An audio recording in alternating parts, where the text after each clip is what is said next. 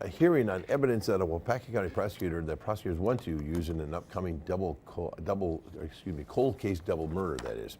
Tony Haase was arrested in 2022 for the stabbing deaths of 23-year-old Tanya Togstead and 34-year-old Tim Mumbrew at Togsted's home in 1992.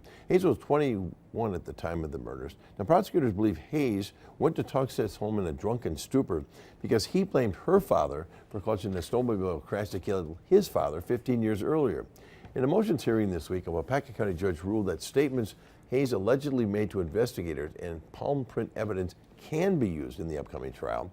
The judge will decide on the use of the DNA evidence that the defense says was not properly recorded or stored at another hearing in May. There is a 4-week trial scheduled for May.